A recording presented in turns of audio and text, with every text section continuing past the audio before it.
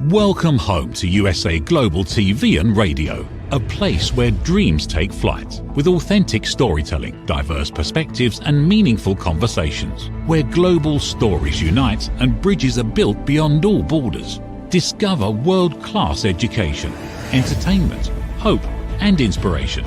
Together, we're building bridges worldwide. Subscribe to our channel, USA Global TV. Download our app, USA Global TV. Be our guest or join our team. Visit usaglobaltv.com. Thanks to our founder and executive producer, Dr. Jacqueline Kerbeck. Music score by Yeffy Tang from Cloud Road Music. Voiceover artist Mike Porter. Creative direction by Paul Garcia. USA Global TV and Radio. Your home for global connection. All rights reserved. This video and its contents are the exclusive property of USA Global TV and Radio. Unauthorized use, duplication or redistribution in any form is strictly prohibited.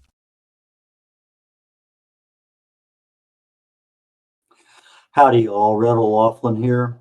We're on the Corner Bookstore again this week on the USA Global TV and Radio Network. I'm an author, 8 books. I write a lot. I have over 1,000 articles published on LinkedIn, all original content, mostly dealing with health and wellness. I'm a researcher primarily nowadays. I research the human body at the cellular level, chemically speaking. I look for cause and effect relationships, treat a cause, fix a problem, treat symptoms, and may not ever fix anything, may feel better, but the underlying cause may grow and become a problem down the road. I'm also a publisher, independent publisher. I've done probably over 40 books for authors pretty easily. We've got a couple books coming up for Dr. Jacqueline Kerbeck, the owner of the USA Global TV and Radio Network. We'll be talking next hour actually about those books with her.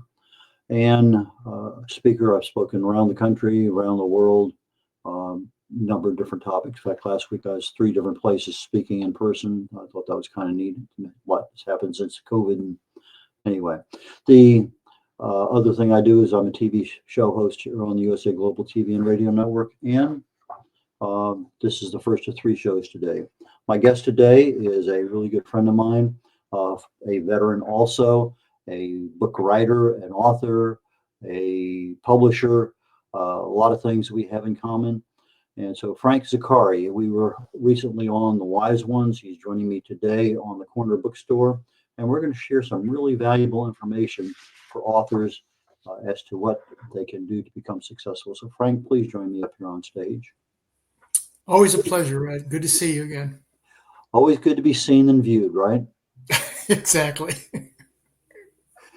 Okay, so you got involved in writing probably way back when, before you ever realized you'd write a book, which I think most of us have a tendency to do. And then somewhere, I guess the numbers are generally over 80%. People want to write a book, but are about 2% of the people actually write one. And that's a big difference. What are some of the reasons you think that people want to write a book, but they don't? They find out it's harder than they think. It's so many people think 200 million Americans say they want to write a book. 200 million. All right. And once you start writing a book, then it becomes frustration. It doesn't make sense. What are you writing about? Some people will try to write a mystery book, but they know nothing about mystery. They'll try to write a science fiction book, but they know nothing about science fiction. So I always tell people, start with something you know. Start with something you know, something you're familiar with, something you're passionate about. And then I never used a system, right? You know, some people say, write so many words per day, right? So much. What I found, what I've suggested to people is just do a stream of consciousness. As ideas come into your head, write them down. And then you've got a whole series of them. Then you can go back and you can fine tune them. But it's a lot of work. Writing a book is a lot of work. And once you get into it, like so many things, you say, oh, well, I'll get to it tomorrow, or I'll get to it next week, and then they just never get around to getting it done. Typical thing. Well, even in retirement, I can remember the days where I was so forward looking. I mean, I wanted to retire because I needed the time. All of a sudden, I get into retirement and I don't have the time. And all these things that are, here's my list, well, it's almost the same list I had last week, and then nothing's really changed. And so thinking that I'm going to have time later on to get it done is not going to happen for the majority of us. That's not the way our worlds operate. Exactly.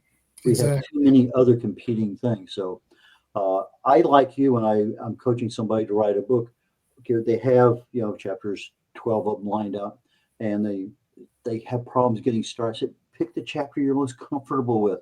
If it's chapter 5, write chapter 5 first. Write the ones that absolutely things just pour out of you. The rest of the stuff, once you get writing, it'll catch up. But in the meantime, we have a tendency, I got to do this because it's the introduction, or I'm stuck on the dedication. We get stuck in areas where we should not get stuck in. And I think the advice you're saying is just make it stream of consciousness, because you get stuff out there. It's easy to delete. It's hard to add. And when we have a lot of, I have, one person came to me and he had 880 pages. Yikes. And, the first question I said was, well, how many books do you want to, and he said, no, just one book. I don't mind reading. I don't mind reading an 800,000 page book. In fact, Colleen McCullough is probably one of my favorite authors, and most of her books are well over 1,000 pages. And most of them, the ones I loved, were dealing with Julius Caesar. And she has about 3 generations of Caesar and about a dozen books. I fell in love with her. But regardless, some people can take 1,000 words and just keep your interest, but others can't. So you end up with 400 or 500 pages. Maybe it's 2 books. How many clients have you had where they come in with something and it's way more than 1 book? Oh my goodness, most of them. We had one that came in. He's a college professor, and he was, oh my goodness, he was almost 100,000 words. And we went, oh my goodness, that's bigger than War and Peace. So let's see about streaming, cutting it down and making it into what's logical. And once we get to the point where we have the conversation, Red, it's like you said, maybe it's 2 books or maybe it's 3 books. Okay, when you write 1 book, what I found is if you write 1 book, oh, that's wonderful. You wrote a book, you're a published author. But now what? What do you do now? You have no follow-up. So we've always suggested, well, what else do you want to do? How can you expand this into a 2nd book? Or how can you expand it into a workbook? Or how can you put it into something in addition? Because once you become an author, now it's staying relevant. That becomes the big challenge, is how you're going to stay relevant. And you don't, in people's minds, their attention span is like a nanosecond. So they might see your book, they might buy your book, and then they're going to forget about it after that. Now, how do you keep that momentum going as an author? That's even bigger deal. So writing the book is difficult, but keeping momentum and promoting the book and marketing the book is even harder. Let me tell you a real quick story. I was sitting in a restaurant somewhere up north of Houston, and there's a guy sitting at the table next to me. He had a lot of veteran memorabilia on his jacket. And so I walked by and I just started a conversation as I was getting ready to leave. And I ended up sitting down and talking to him. And he had an experience. He was in Cambodia during Vietnam. Friendly fire accident, covered up. 1/3 of his platoon was wiped out. He ended up having a bullet go through and shatter his teeth. And he spent a better part of a year trying to recover, and spent the next 20 years trying to overcome the whole trauma because the thing was covered up. Nobody ever knew about it. Right. And so he wrote a book about it, and took him another 20 years. And I'm sitting there and he says, I have this book. He literally had the book written, but he didn't know what to do with it. And so, well, I said, well, send it to me. And 2 weeks later, it was published. I mean, it was a very well done. Obviously, he had 20 years more to work on it. But sometimes people have those things. They know what they have. They've written it. They have the notes, but it never gets to the publishing world because they never run into the right person. So how does an author find somebody to publish their book? There's a lot of different ways, Red, as you know. There's the traditional publishers, Simon Schuster, those type of people. That's a big uphill climb. Then there's hybrid publishers, and then there's independent publishers. Generally, it's talking to people. You want to write a book, someone will know someone who can help you on the publishing side. The publishing side, what we found is there's producing of the book, and then there's the marketing of the book, marketing and promotion, and they're very different things. And most young authors or most early authors confuse the two. They think that you do the book, and then the marketing and promotion just happens. Okay, promotion, as far as the publishing goes, is to work with somebody who is going to work with you, who is going to meet with you on a regular basis, give you input, say, this chapter might be better here, or this might be better over here. Maybe we should take this out. Let's put this on further back in the book. Those kinds of things, where in addition to the editing, which is very, very important, that the publisher do the editing and the formatting, it's just talking to folks, and your name will come up. I tell people, you need to talk to Red as a publisher, or you need to talk to this other individual as a publisher. All right. Some people want to do it themselves. They want to do it the format themselves. They want to do the cover design themselves. And you can't do that. It's very, very difficult. And that's part of the frustration, is once you start, where you want to write the book and then you want to do all the production side, sometimes it's overwhelming. And then when you get done with that, and then you say, well, how are you going to market and promote it? And then they just throw their hands up and say, oh, I can't do this anymore. That makes sense? Yeah, I was on a podcast last week about establishing credibility as an author for your business. And we're talking about how that one thing, having a book be able to give out as a business card, helps you immensely. And one of the comments that was made was that, Red, I called him up one day. He told me what I needed to do. I did it. An hour later, I was able to publish my book. He already had the book done. He was doing self-publishing, but he got stuck. And, if somebody calls you, Frank, and they say, I'm stuck, what can I, just like me, you're going to tell them what it is. It's, it's not something that we have to, well, give it to me, I'll take it.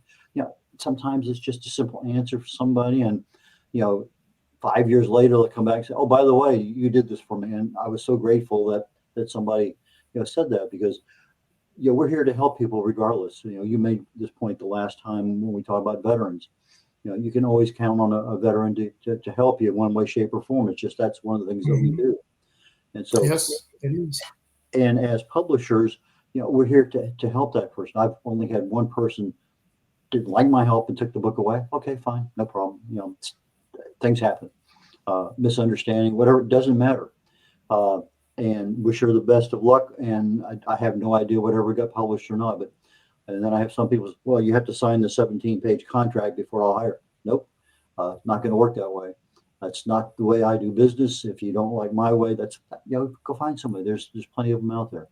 Yeah, there are. But you also have a lot of people. I just signed a contract for $8,000, and I'm going to get 200 books. Well, maybe if you have that much money, that's a way to go. I had one good friend, military veteran here in Houston, and he published a book about being on swift boats in Vietnam and the Mekong Delta during Vietnam. And he wanted, a traditional publisher, and he had locked up. He was fine. 2 years, 3 years. Okay, fine. They canceled the contract. Back and forth. But he wanted, anyway, he finally found a university in Texas that specialized in the Vietnam War, and they published the book for him, and he's now, happy camper. But I think that probably took 5 or 6 years from the time the book was literally published ready to the time that it actually got published. So just because the book is done doesn't mean that it's going to be available next week in your hand. Exactly. It takes a long time to get it done, particularly if you're going to go the traditional publishing route, because they now control the book. If you go to them, they control it. They can change whatever they want. Okay, you lose control, and they can publish it whenever they want, and they can change whatever they want, which is the reason a lot of people tend to back away, and they're expensive as hell. A lot of people back away from them. The hybrid publishers give you have more control over it. And as I said before, you want to work with somebody who's going to work with you, somebody who's been where you want to go. Okay, now, Melissa and I, my partner, we're not publishers per se, but we work with a lot of publishers, people like you and other publishers. But we do the marketing and promotion because, again, once you get the book done, once it's finally finished and you've got it ready to go and you go, yay, I'm done. No, you're not. You're not even close to done. You're just starting, because that book now, can become an evergreen marketing tool, can become, like you said, a business card for you. It can become something that gives you more credibility and gives you more authority. So if you wanted to do a paid for newsletter or a mastermind program, or you want to do speaking engagements, once you have that, you're doing much better. You have a better way to go once you've done the marketing post production. Does that make sense?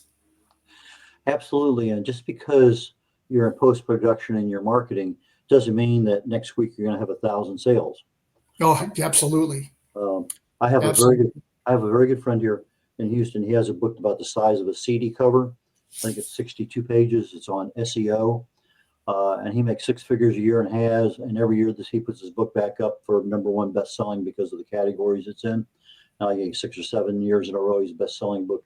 And he uses it literally as business cards. He goes in to talk to Shell and Halliburton and half a dozen other major companies to talk about their SEO and whatever. And he basically gives them out as business cards. Yeah. And that's the way his business works. You know, we've talked about trying to bring it up post-COVID, but for whatever reason, no time. Can you imagine that? Yeah, understood. Typically, and this blows a lot of authors' minds when we talk to them, is we say the typical author is going to sell less than 200 books, and they're going to make less than $500. So if you're going to write a book and you think you're going to get rich, don't do it, because you're not going to get rich writing the book. You're going to get rich, or you're going to make more money on the after effect, like your friend there, going into these different businesses, and he's probably getting consulting gigs or you coaching or whatever else it happens to be. But that's where the skill set is. The book gives you authority and credibility, and it gives you an evergreen tool, and it gives you something that differentiates you from all the thousands of other people who are doing what you're trying to do. So those are all big deal things. And then you got to make it stand out. Because last year, 4 million books came out. 4 million. That's 11,000 books a day on average. 11,000 books a day. So how are you going to differentiate yourself? Once you get the publishing part done, how do you differentiate yourself? How are you going to get to where you want to go? Everybody wants to be a bestseller, but they're not willing to put in the time and the energy necessary or make the connections necessary to become a bestseller, right? Everybody wants to be great, but very few people are willing to put in the work to become great. I think Vince Lombardi said that once, or Nick Saban, one of those coaches. That's so true. And it's so true in the marketing and publishing world, because it's tough. It's a tough marketplace. And so many people want to write a book or put together a book and then get very disappointed because, I wrote the book and I put it on Amazon and nobody bought it. Nobody bought it because you didn't promote it. You didn't market it. You didn't put a plan together. It's like going on a trip without a map. Yeah. I have some people come, like a couple, three, actually more than just one. All they want to be is a published author. That's it. Boom. And it's in various categories. It's just not something like it's a memoir, which I've had, more than a couple of those. But I just want to be a published author, and that's all they want. They didn't want to sell. They didn't want anything else. I've had a couple speakers come to me where they needed a book, to sell at the back of the room. Have one of those, in fact, out there in your area. She's out there, and she's been on this program before. And that's all she wanted was that one book for her business, and she's an extremely successful, inspirational author, but she didn't have books to sell of her own. Right. And so there are lots of reasons why we want to do this, but it's just not always. To me, that's what I need to know up front. What is your purpose in writing this book so I can help you? If you're thinking it's going to be, a #1 bestseller, 1,000 books this month, let's get the reality into the discussion up front, because somewhere your mind has said this is going to happen. Well, it can. It's unlikely, possible, but it's probably unlikely. But anyway, we're getting close to station break time here, so I think we're going to go ahead and let that happen. And then I know we chatted just briefly about some myths with regard to writing and publishing. So when we come back from the commercial break, let's go ahead and start talking about some of these myths, just like I'm talking about now. Yeah, I can sell 1,000 books, and I've had people tell me that their information is so valuable, that's what they want. Anyway, let's go to break. USA Global TV and Radio proudly presents Steve Klein Art at steveklein.art. My name is Steve Klein, born Manchester, England, 1953. My quest in my lifetime is to create artwork from my soul and the deepness within my wildest dreams and fantasies. In 2012, my heart stopped when I was given too much anesthetic for a minor knee operation, and this near-death experience took me to another multidimensional world, an out-of-body experience, and I was given the gift of being blessed by an overwhelming, burning passion to become, for the very first time in my life, an artist with an eternal, passionate desire to bring my art, which I've named multidimensional, subliminal, freeform art, to the world, as only 3% recover from what I experienced. And now in my golden years want to release my cosmic, vital energy through my art to allow people to be a part of my cosmic dance. To learn more, email roccogoodwine@gmail.com. For VIP pricing, mention USA Global TV and Radio.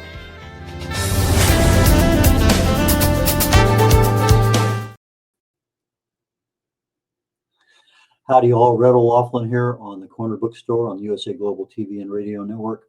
And today we're talking to Frank Zaccari. Frank, please join me back up on stage here. Hello again. Howdy.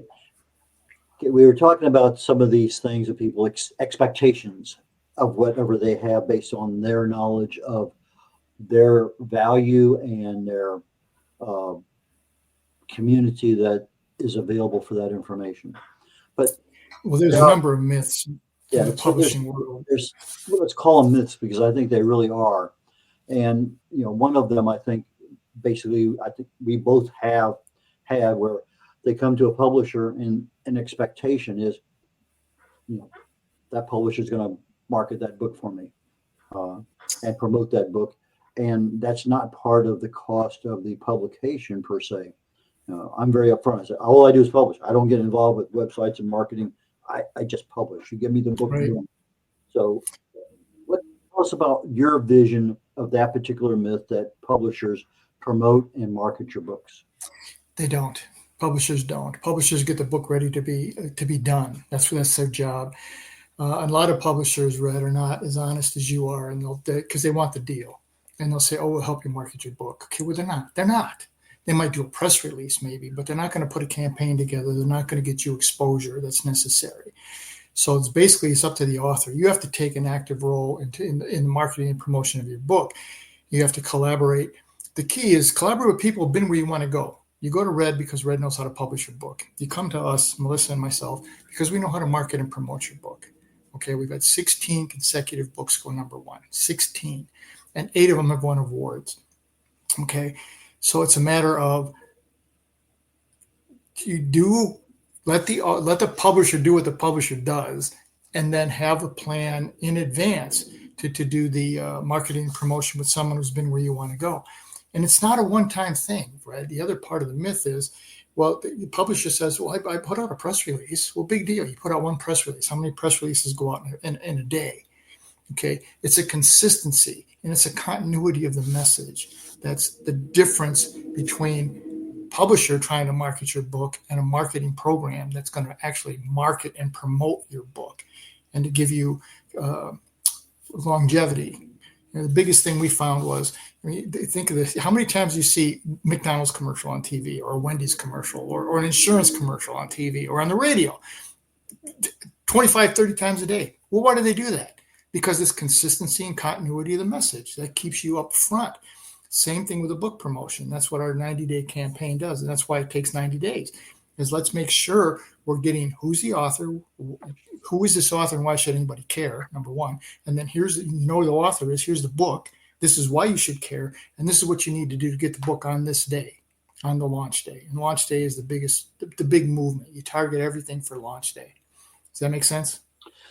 It makes more sense than you think because I get people, the book is already written. And I say, have you marketed it any at all? No, I'm waiting for it to be published.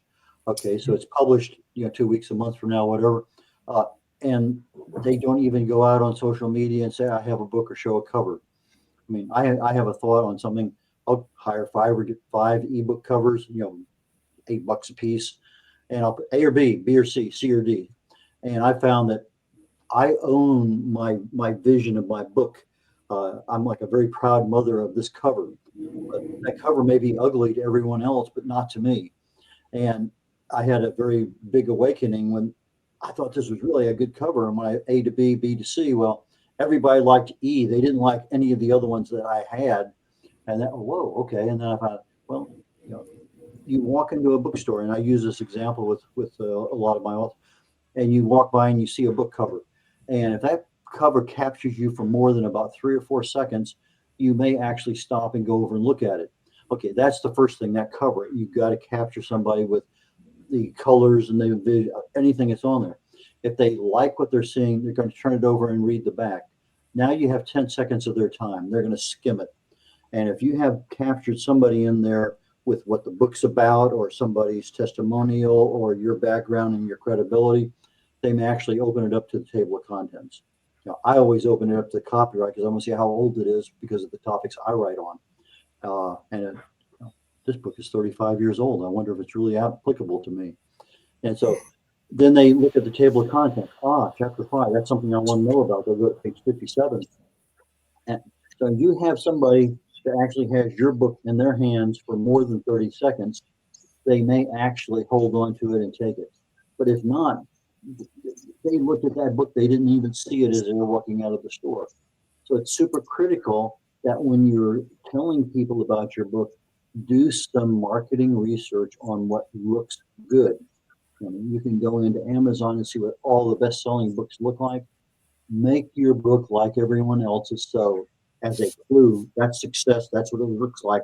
You put something over here that's not, it's not going to work. One of the things that's going to happen is most books are bought online now. Very few people go to bookstores to buy your book. So now it becomes an algorithm game. You still have to have a great cover, no question. The cover is still the first thing they're going to see. But then when you get into the algorithm game, Red, it's what categories are we going to select? Because you only get to pick 3 in the Amazon world now. And then what keywords am I going to use? And then what keywords am I going to have on the front of the book, on the back of the book? And then when you enter your book into the Amazon KDP world, you get to have 10 keywords per category. Okay. So it becomes the whole market, the whole mindset has changed. It used to be you go into a bookstore, you browse around, you see a cover, oh, that looks good. Or you look for a particular author. That's gone. That's over. Now it's, how am I going to play the algorithm game? How am I going to get people to be aware who I am? And that's why people who say I'm going to put up a social media post after the book is released, they've shot themselves in the foot, because who's going to see it? Number one, who's going to see your post? They have to see it over a period of time. It has to be a consistent program, right? And so when you sit down with somebody like Melissa and myself, and we sit down with you and we go through great depth, what are we trying to get across? What's the book going to say? What are the key words that we're going to focus on? What's the key message? Who are the key target audience? So that when we put these campaigns together, we create all the content for the author, and then we send it to them and say, post it on this day at this time, right? So it's an email campaign. It's a social media campaign. It's a podcast campaign. It's using an award-winning journalist as part of our campaigns. Okay, that's the more touches, the better your chance is going to be to have people remember and be successful.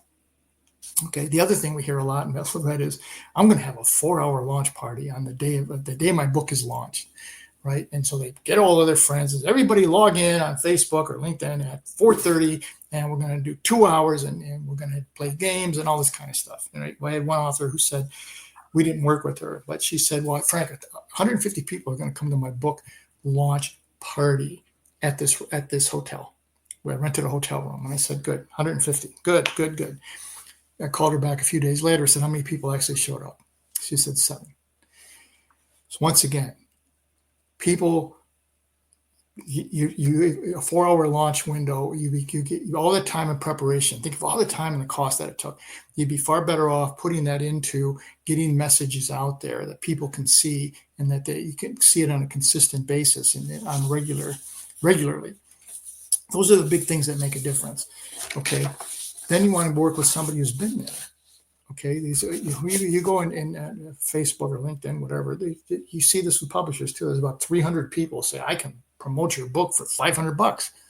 Okay. Like you said earlier, if it's $500 and the rest of the world is in the $8,000 to $10,000 range, maybe this is not a good option for you. Maybe this is, say, they really don't know what it is that they're putting together.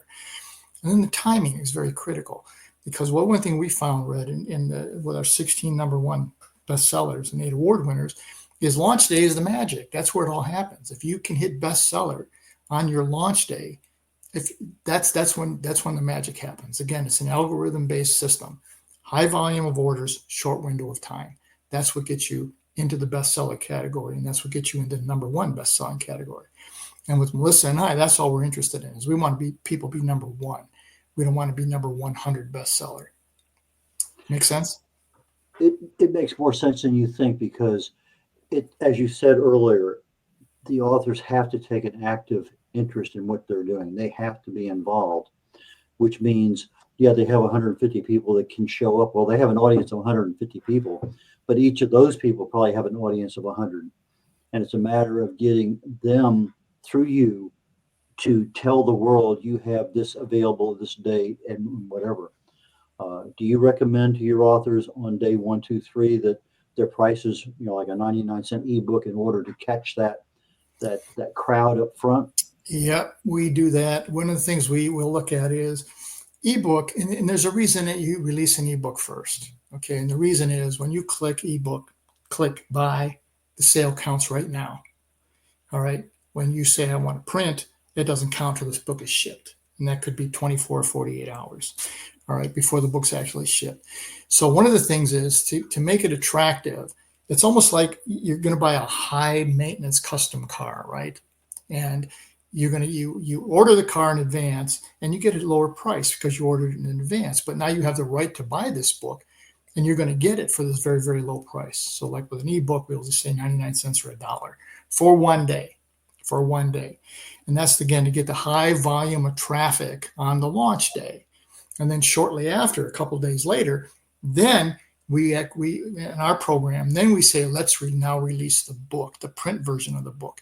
So you get another big hit, because certain people, I don't care if you give them the ebook for free. They don't want it. They want to touch and hold the book in their hand. That's fine. That's wonderful. So you give them that opportunity. Now, the ideal situation is they like you and they want to help you, is they'll spend 99 cents for the ebook. That's fine. Then they buy the book, and we also suggest a discounted price for the print version of the book for one day. And then after that, you bump the price back up to where it's going to be. Because you got the algorithm is, once you hit bestseller, if you can hit number one bestseller, you want to stay there. And you want to stay there for 2, 3, 5, 10, 30 days. Okay, so many people that we wouldn't work with, but they said, for Frank, I got to Amazon, I was number 99 on their bestseller list. That means I'm a best-selling new release. And I said, that's wonderful. That's wonderful. How long were you there? 3 hours later, we dropped out. Exactly. That's exactly it. There's no consistency and continuity with your message or your program. Okay. And once you get past the launch day, the next day, 11,000 more books have been released. Now you're swimming upstream like a salmon in the beginning, in the first place, because 11,000 books came out the day yours did. But if you didn't do anything, now there's 11,000 more. Now you're dealing with 22,000 books that you're trying to get yours differentiated against. Okay. So it's get out in front of it, customized plan for you, specific to what you're trying to get to. Work with someone like us who help you target what kind of groups, what are the entities that you should be going to. And then you use the spidering concept of social media and email. Because we'll tell them, here, post this on this day at this time. We'll see it, Melissa and myself. We will then repost it, and then we'll tag people within our organization to spread the word out. Okay. And then once you've had some success with this, now people will say, well, Trust the Process has got another book coming out. Maybe we should take a look at this. Or they're getting their attention. All right. And that's where the magic happens, is getting the attention of the people who would, who number one, know who you are, and number two, like what it is you're doing with the book. All right, because there's again, especially Robert Patterson or your Simon Sinek or Brene Brown, nobody knows who 99% of the authors of the world are. So that's why the first phase of our program is, who is this author, and why should you care about who this person is? So it's a lot of background. Who is it? What are the credentials? Why are they doing this? Why should they be writing a book about something like this? Do they have credibility? We had one author read that never wrote a fiction book ever, and she wanted to write a science fiction book. Like, that's a big jump, right? But the campaign works. The campaign works. It's just now, how do we identify her, not the genre, but how do we identify this author in that category? Does that make sense? Yeah, we're getting toward the end of the show. I'm going to give you a quick moment here to tell people how to reach you. But how do you price your, I mean, whether you develop a website or a press release or a marketing campaign, are there like pick and choose? People have options on what they do as to what fits their schedule best? We have two options in our program. We have the one is we do it all for you. Okay, so we create all the content, we create all the graphics, we send it all out there. All the author has to do in that case is cut and paste. That's it. That's all they have to do. That's one option. That's the full service option. And then we have well, that's a little expensive, Frank. What can we do? What if you give me the blueprint? So we have a do-it-yourself option also, self-help, and that's significantly lower price. And we tell people, this is what we do, and this is what you're going to have to do to get to do it the way we do it. And we've had all this success. Okay. Now, what we found, Red, was in people who said, well, I want to go with the lower cost one. And then they see how much work it is. And it's like, oh my God, I can't get this. I can't do this. It's too much. And they'll come back to us and they'll say, all right, well, we'll take that money that you paid for the do-it-yourself and we'll credit it to you for the full service one. And then we'll start a full service campaign for them and go forward from there. Okay. Everyone wants to save money, but they're not willing to put in the time and the energy it takes to follow the plan. Okay. With our remaining time, who is an ideal client for you and how do they reach you? Ideal client is somebody who has a story that's relevant, that people can connect with. That's the big thing, is something that people want. It's a story that is going to resonate with a population. How they get a hold of us is they can contact us through our email. We're updating our Trust the Process site. In addition, this is more for me and my speaking side, but the Trust the Process site is being redone right now and it'll be out soon. But frankzaccari@gmail.com. Melissa is creativebliss@gmail.com. You can find us on LinkedIn. That's where most people find us, is on LinkedIn. It's either Frank or Melissa. This is the Trust the Process page that's being redone. And it's kind of gone over a lot of what we said here. Make it different, make it unique. The big thing there is right there, consistency and frequency really does matter. And it's the key with Melissa and I is we've been where you want to go. I'm a 5-time bestseller. I've got 3 award-winning books. She's a 3-time bestseller. She has 2 award-winning books. We've done this. We've been here, and we tested it out on ourselves first. And everybody we recommend to use as an author or as a publisher, as graphic, as an editor, we've already worked with them. So there's no guesswork here. We're not just saying, oh, go see this person. I think they have a good program. No, we know they have a good program because we've worked with them. Okay, for our audio audience, Frank, Frank, Zaccari, ZACCARI.com, or frankzaccari@gmail.com. And Frank, I appreciate your time again today. Thank you so very much. You added a lot of value to the show. And I wish you the best success coming up here. And I hope to see Melissa down the road if that works out. And if not, Senor, you take care, and I will catch you down the road. Will do. Thank you. Always a pleasure. Okay.